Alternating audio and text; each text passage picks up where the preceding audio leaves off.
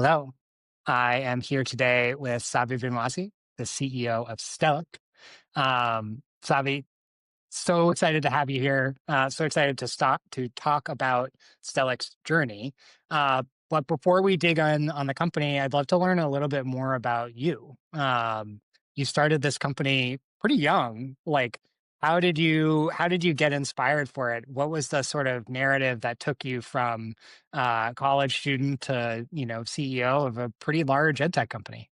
Mm, I don't know about large, but thank you, Matt, for having me on Fast the growing, podcast. fast growing, and Fast, and that's fair. yeah. That's good. That's good.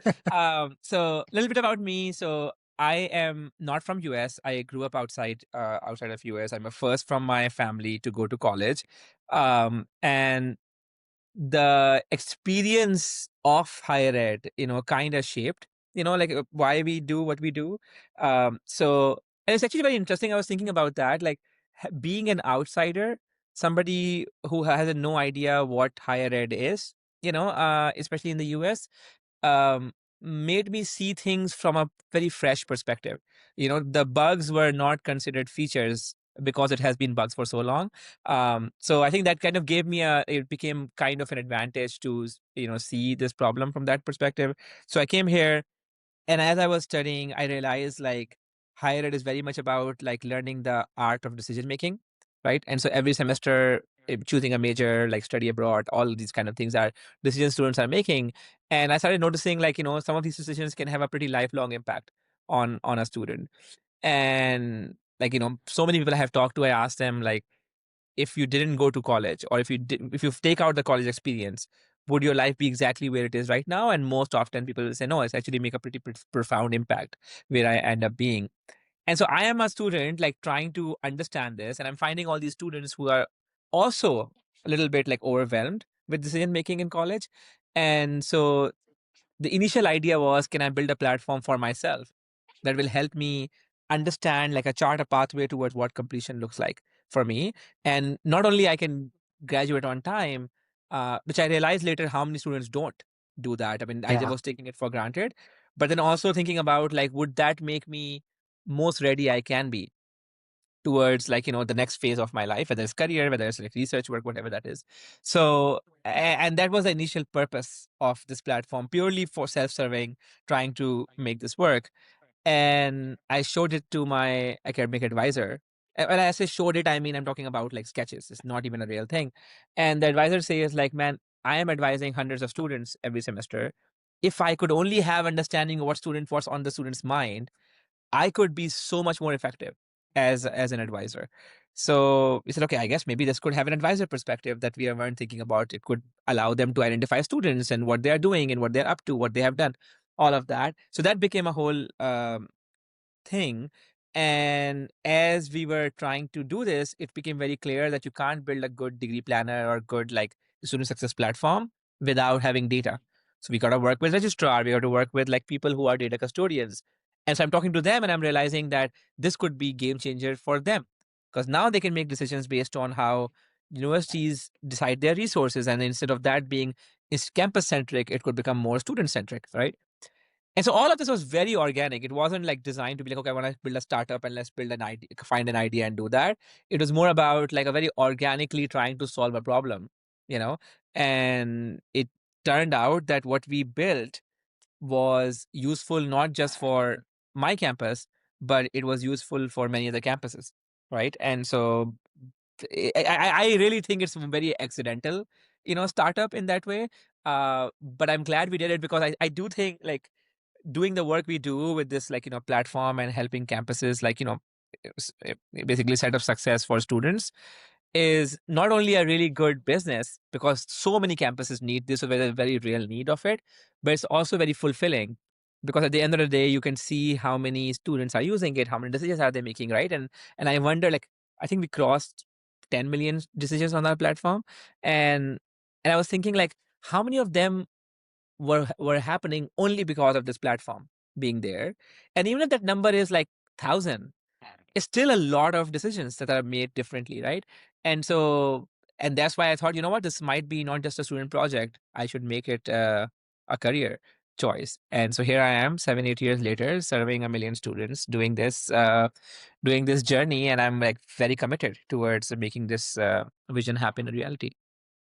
I love that. And you're talking to a sympathetic audience of, my own newsletter was very similar. Like I just started doing a Mhm. thing and it sort of figured itself out. But I think having your business rooted in something you're actually passionate about, or a problem that sort of keeps you awake at night is really important and hopefully helps it feel, especially as a company leader, but also I'm sure for your team, um, easier to wake up and go to work. Absolutely. Um, Absolutely. Yeah. Like, I mean, work gets hard, work gets easy, right? It If it's not enjoyable, the hard makes you want to give up, right? And the good parts are not as fulfilling, right? And so, yeah, no, I think it's such a privilege to be working, to be getting paid for something that we want to enjoy doing, and it's just like very fulfilling. can you tell me, so you're talking to your advisor, you show him or her these sketches. Hmm. And presumably, I think I remember you were an engineer, a computer science Yeah, student, yeah, right? So yeah, so yeah, you presumably had some sort of coding chops.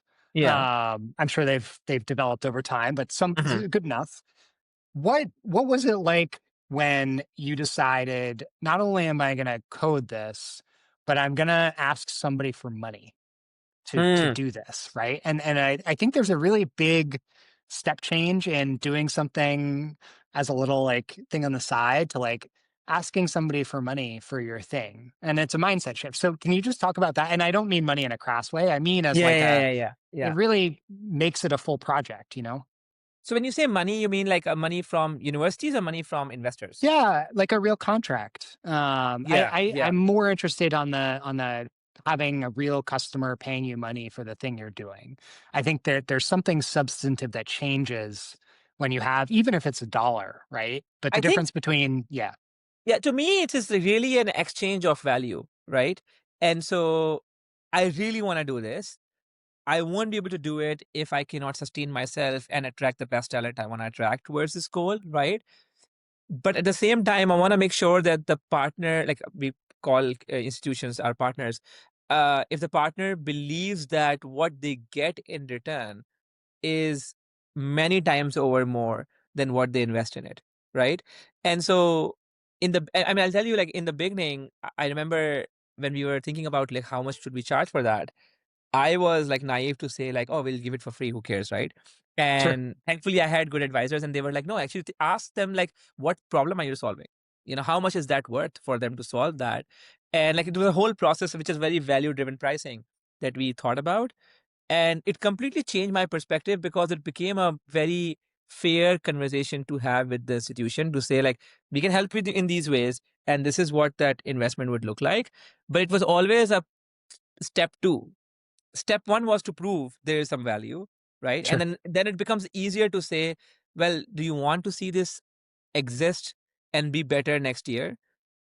If yes, then what contribution are you making, right? And so it becomes a little bit of a more of a teamwork than a transaction in some ways.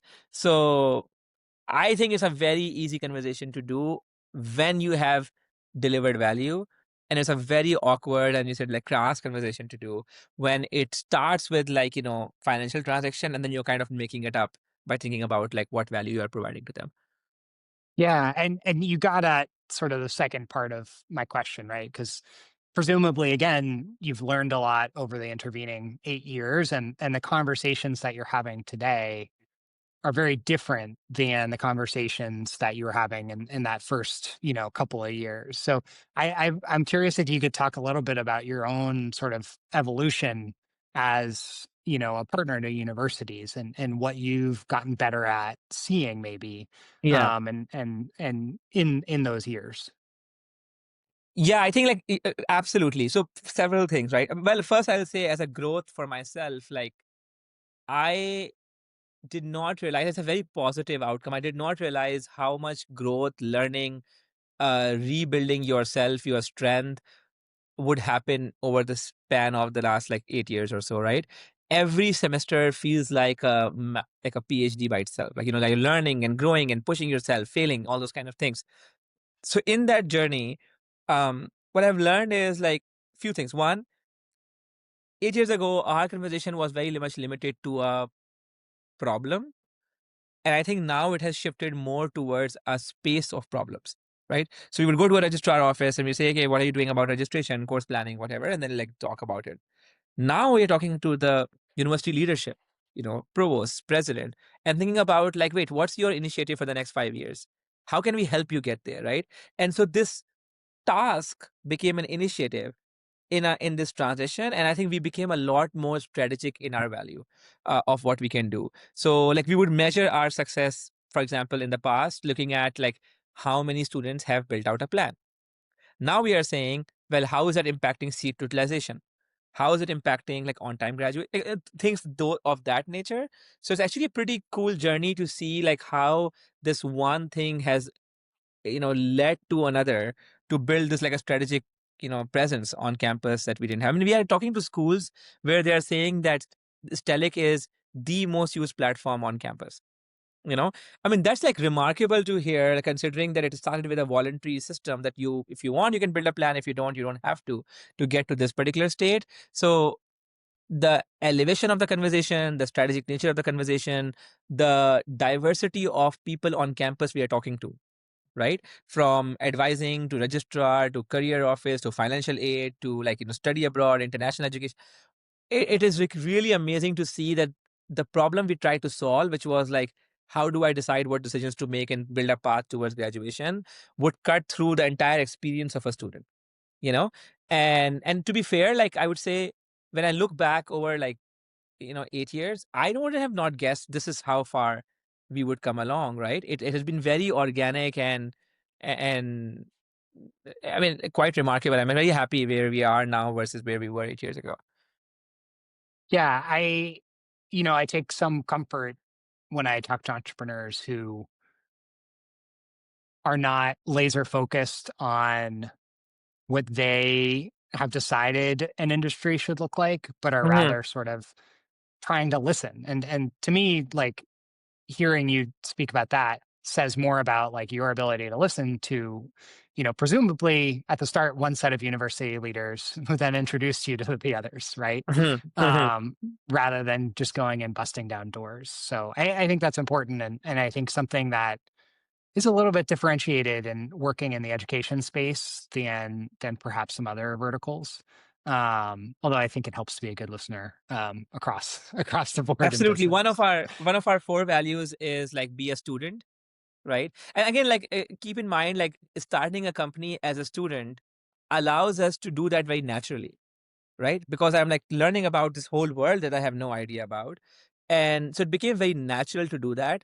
And because the founders did it, it became natural for the first hires to do that, right? And over time, that kind of became the DNA of the organization. And even, I mean, we have all kind of like insight, like phrases we use, like, we have this unique thing about Stellic where we would do a call with like 40 people on the call and we would still like unmute and say like, ask discovery questions, right? And you would uh, I've heard people say like, wait, this is too big of a call, it needs to be a lecture mode kind of thing. But every time we have done that, something insightful has come out of it that has shaped the conversation in a very meaningful way, right? So yeah, I feel like now it has become very much a second nature to us to be more curious in the conversation. And I say to our team like, if we are curious, we have time on our hand, higher ed doesn't, so let's hear their problems, connect the dots to like, cutting edge technologies that we have access to and solve the problem. I mean, when you think from that perspective, it kind of becomes much simpler than sometimes we think. I'm glad you brought up higher ed running out of time. I'd love to hear as you think about the next, let's call it 5 years, Hmm. maybe a range from 5 to 10 years. So not very much not the next 12 months, Sure, but sure. something that is in sight for many university leaders, that 5 to 10 year range. What are some of the and also understanding that you have one of the better data sets in higher ed to understand how institutions, their strategy shifts Mm, on the academic side specifically, right? So it's not um, peripheral services. It's like that the core academic strategy, I think, and you can describe exactly how you could see shifting in your systems. mm. Um, what are some of the things that maybe trends that stick out that universities are at least trying in that 5 to 10 year time horizon?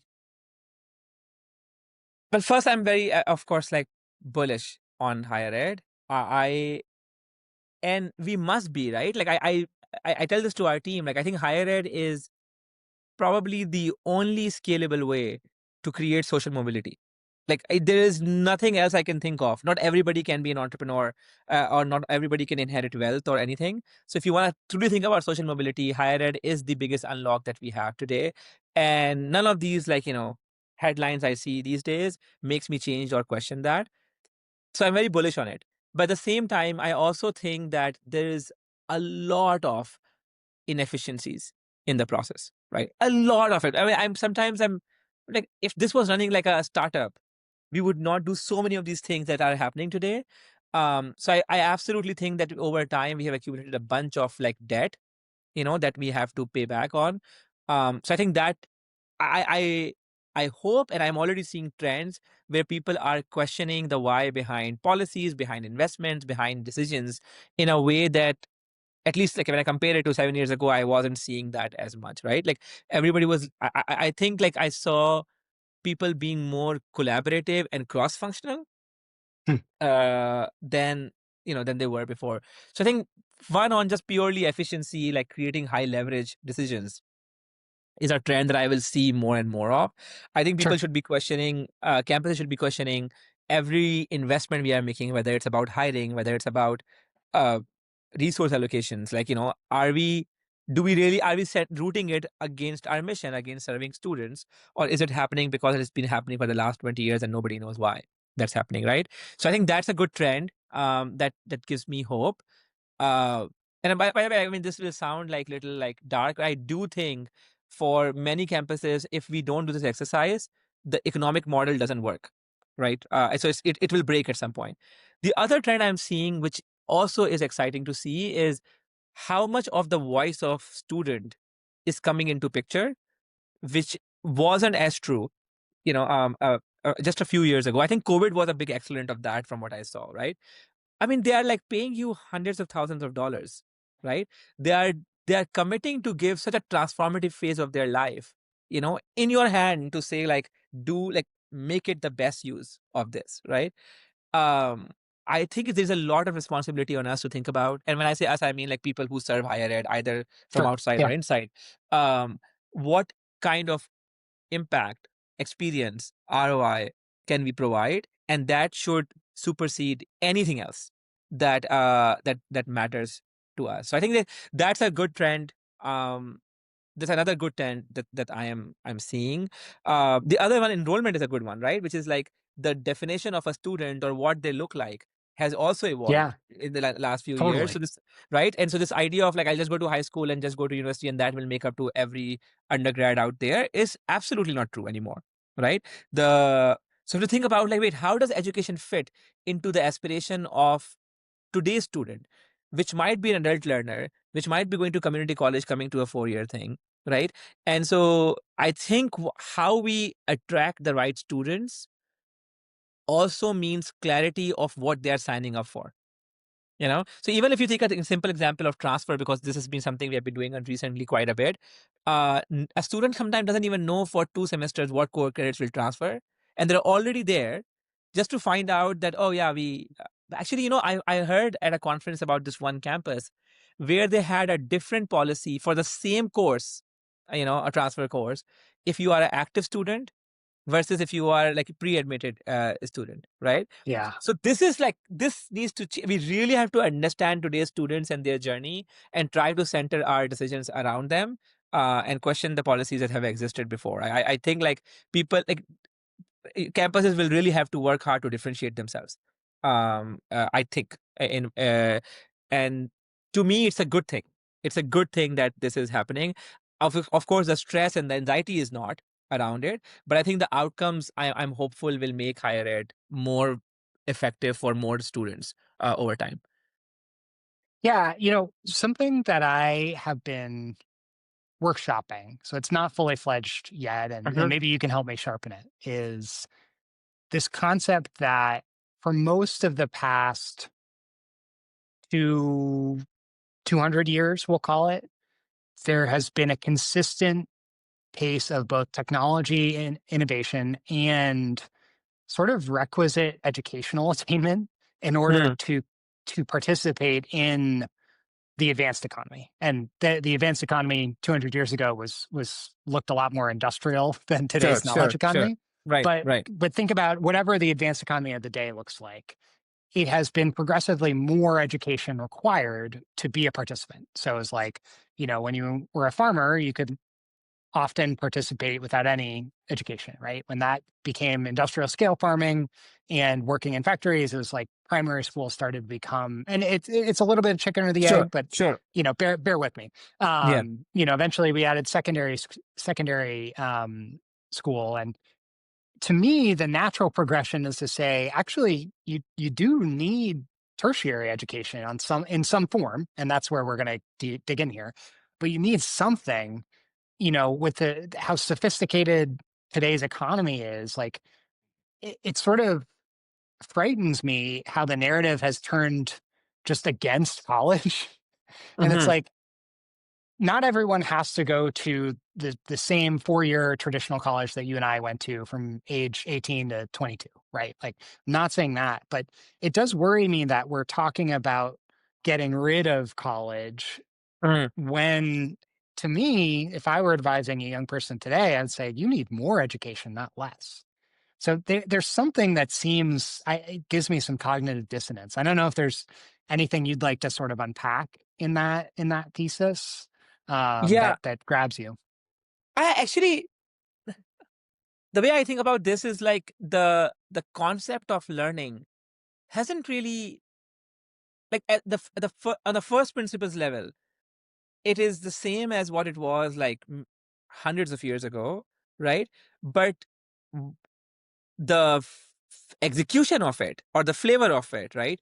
Or the idea of it can evolve where the purpose is still the same, right? And so I think human beings as a species are very much about like coaching, learning, and then delivering, right? That's just who we are.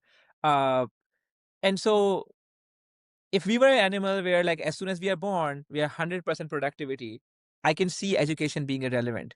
But we are not, and we would never be. Like that's just not, biologically who we are.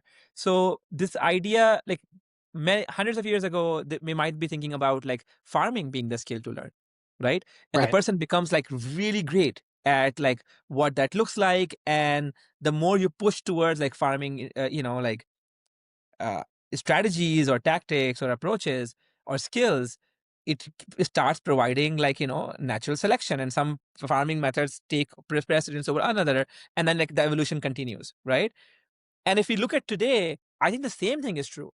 I think especially with LLMs, like just like from if you look at the last few years, I would be disappointed if my curriculum was exactly the same as what it was like 7 years ago when I Me was in too. college, right? Yeah. But I wouldn't have like no quest for learning, right? I would still want to learn, but I want to learn with this new like reality that we have been given to us. So I think this idea of like in your adolescence you want to go learn in in an environment is a very real thing. The other thing I would say is like education also provides one of the first avenues to improve our social presence, right? Like building friends, building long term relationships. I have friends, by the way, that I met in college and we still hang out, today. And I really treasure those relationships. I wouldn't want to give up on that, right? And so those, I mean, same with like some of these MBA programs that people say, like, I don't know how much I'm learning in the course, but the relationships I'm building and I'm learning through conversations are priceless for quite a few schools, right? So if you think about like the function of education and the function of higher ed to be about that learning unlock, right, is even more true because I think today people are more unsure what to learn than they ever have been, Yeah, totally. right? And so going through a program that can help you shape that is actually a good thing, right? So I think that we are kind of conflating between the current way of learning being obsolete to the importance of learning, you know. And I think like agree we need to make a step function change in the way we learn, but I think the importance of learning doesn't go away. I just think as a species, that's a pretty fundamental like attribute of humans.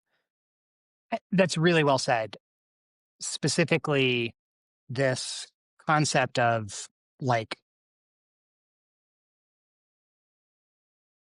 yeah, just the just because the way that we learn, you're unsure of the way that we're learning, or even unsure of what to learn, doesn't mean you should stop learning, right? Mm, There's a really fundamental difference between those two things. And I think that is a lot of what I feel is this unsureness of what to learn. And the easy road is to say, well, I just won't learn at all. But really, we need to encourage people to take the harder road, which is to explore and test stuff that they're not familiar with. exactly. Exactly. Yeah. Exactly. Exactly. Yeah. Yeah. Exactly. So yeah, no, I'm very bullish on the value of higher ed in the future world. I will encourage higher ed campuses to be thinking about like what that means in terms of their own evolution though.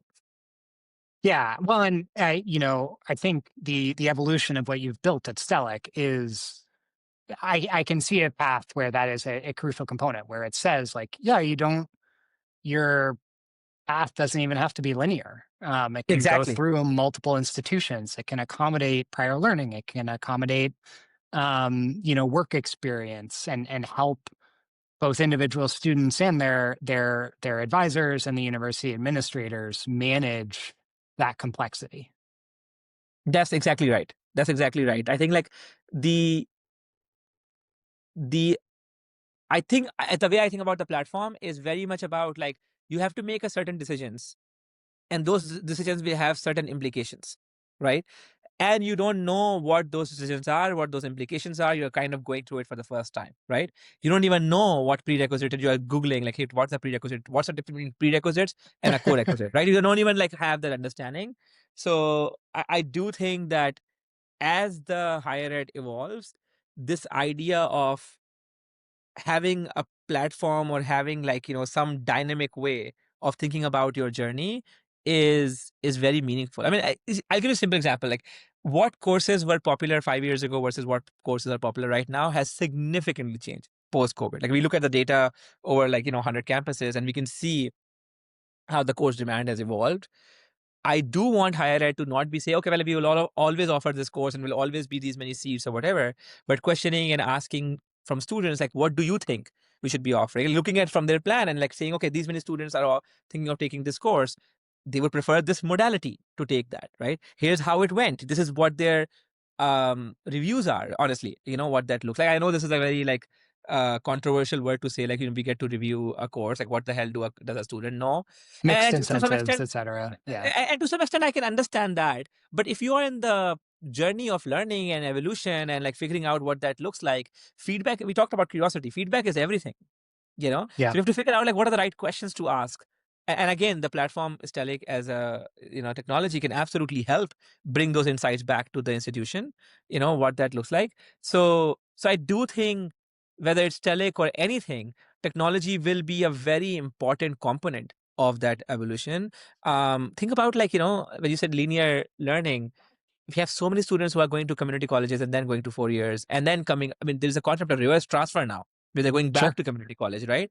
So this is no longer a PDF per major you can have on your website. It's much more dynamic. It's much more personalized.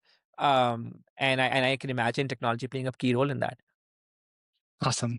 Well, I hope anybody whose interest is piqued will come and find you to have that conversation. I really appreciate you making the time. This was super fun. I hope you don't mind me getting a little intellectual here, but I really appreciate you indulging me, and I hope we can do this again soon. Absolutely, Matt. I enjoyed it. Thank you for having me. Awesome.